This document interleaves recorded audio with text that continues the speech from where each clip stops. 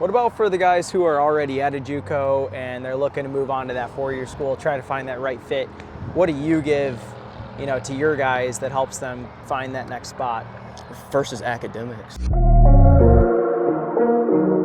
Hey guys, we're here today at Mott Community College. We're here with head coach Roger Christensen.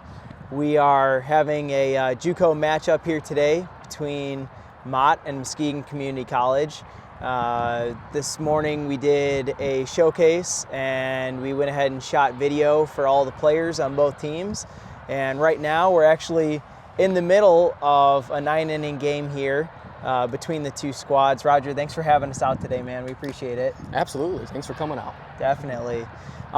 So today, for these guys, it's a little bit different. A lot of you guys who are watching, you are high school age guys who are looking to play at the next level.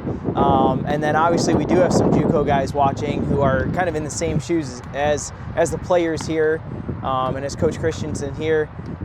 Coach, for the high school guys first, what is some advice that you have for them when it comes to getting recruited?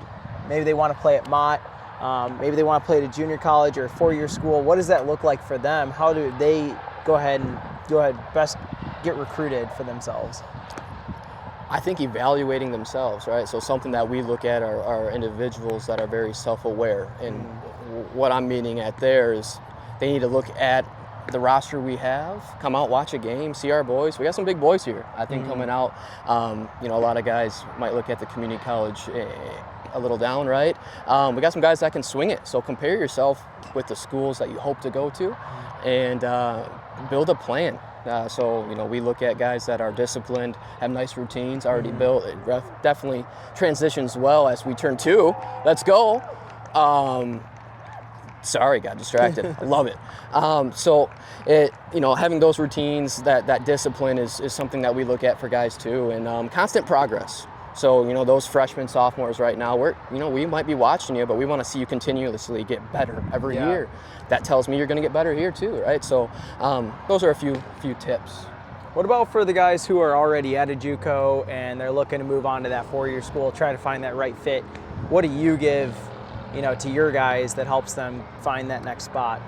First is academics. So, we have some engineers here that definitely limits their opportunities in finding that engineer school that they want to go to, right? Yeah. So academic first, right? Making sure you're not reaching out to schools that don't have the program you're going into. Yep.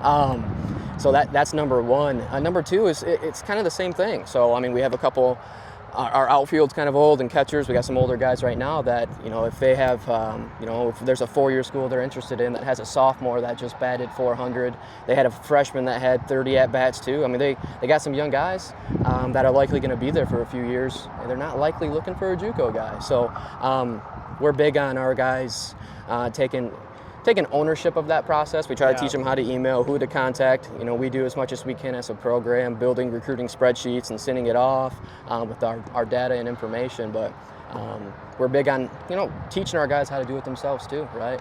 So that's one of my biggest tips is looking at that four-year school, look at positions of need. Everybody needs arms, right? So that's one thing. But if you're a positional guy, making sure that you're reaching out to schools that have that need for your position. Yeah. Right? One of the things that I think it's a superpower of yours, it's just by default probably of having to do a lot of different jobs, coming up into the coaching world, but you spend a lot of time in the financial aid department. Talk to us a little bit about financial aid process. I know we don't have... How much time do we got? We don't have hours, we know. Okay. But, can you just give us a couple key pointers for high school guys that are looking to play at the next level? So one thing, I know it's a big topic, but it's fill it out early. Yeah. October 1st, it opens up. Fill what out early? The FAFSA, right? Okay. So that application, the free application there to fill to get things prepped, right? So financial aid, it takes time for that application to be processed, and the earlier you fill it out, the better position you're going to be in to make a decision on what school, that should be a part of your process. Financially, looking at the schools and seeing the best fits too. So the earlier you fill it out, the better situation you'll be in to make the best decision for yourself. Is there a deadline on the last date you can fill out FAFSA? Do you know that? Well, there are university deadlines, but at the community college level, I mean, I have general students that we work with here that fill it out, and well, classes started September 7th, and they're filling it out August 20th. And that puts them in a bind, even those students. So, it's the earlier you fill it out, the better. There's no deadline at community colleges. Just know that you're putting things at risk, especially with the Department of Ed. It takes 3 to 5 business days from the day you submit it for most institutions to even receive it. And then there's verification. There's more documents that could be asked, and financial aid offices don't know until they receive it. Right? So you're putting yourself in a tough spot, right? Understood. Later you fill it out. Yeah.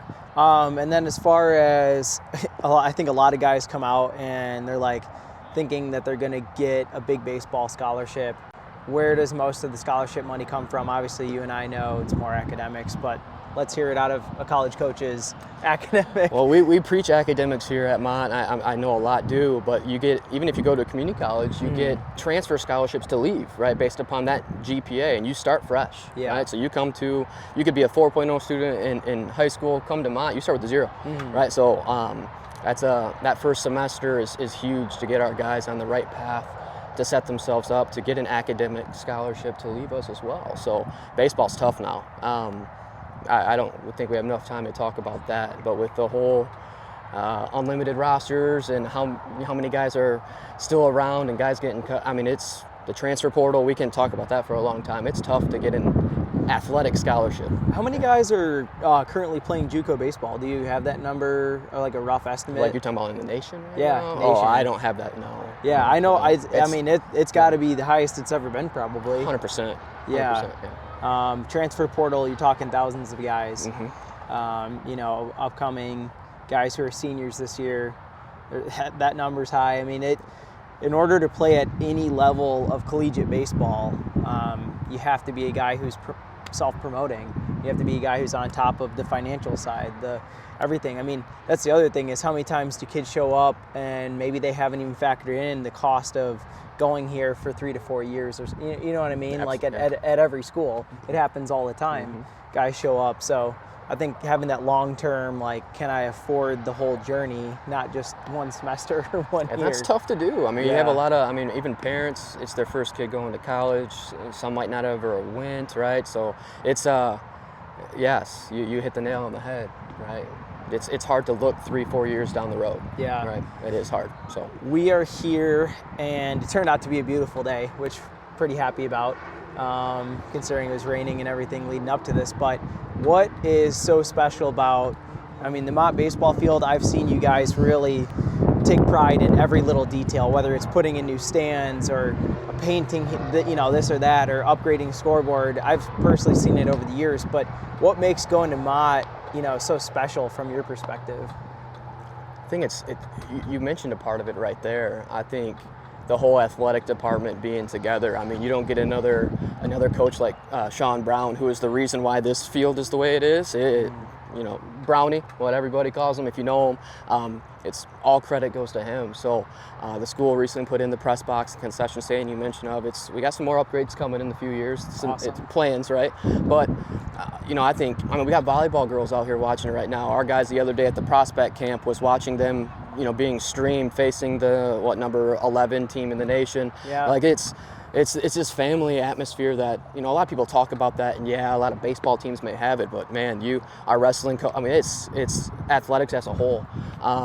And I also think me being full-time, Coach Vince is full-time. We got 3 coaches full-time at the school, where we can really help our guys and wrap all of the services and resources we have at the community college level. So, around our guys that need it. Yeah. All right. So it's, I think definitely, it helps me as a coach, making sure we're doing everything we can to make sure our guys can be successful, not just on the field, but off the field as well. So, as far as getting guys, this will probably be my last question here. I know we got to get back to the game, but as far as helping your guys get recruited to play at that next level, obviously, thanks for having us out here, and we're going to build those online profiles and help these guys as much as we can.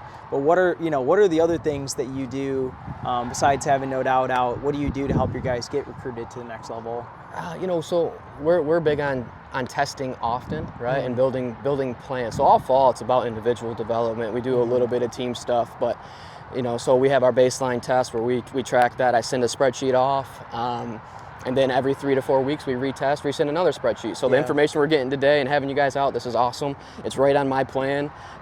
Sending another spreadsheet off later this month. And what I see and what I try to do is, if I was at a 4-year, what do I want? Right. And that allows for coaches to see. We've had some guys make some big jumps, right? Okay, they've made progress. That to me is important. Our guys have been working hard. We, I think, gotten better from the beginning till now. We're looking great today. So, that's something that we do here. That spreadsheet, testing, having individual plans in the weight room. I mean, it's testing across the board. So, every 3 to 4 weeks. So that's the process we've gone through here, and it's worked, I guess, right? Yeah, I would say so. Well, we appreciate you having us out here today, and just keep doing what you're doing. You're building a great thing here over at Mott, and you're giving a lot of guys the opportunity to showcase their skills and to grow as people, and not just baseball players, but people. I think that's something that, watching you coach, that's one of the things you do really well. You care about the person as well as the player, and you help develop them from that standpoint. So I'll brag for you so you don't have to on that.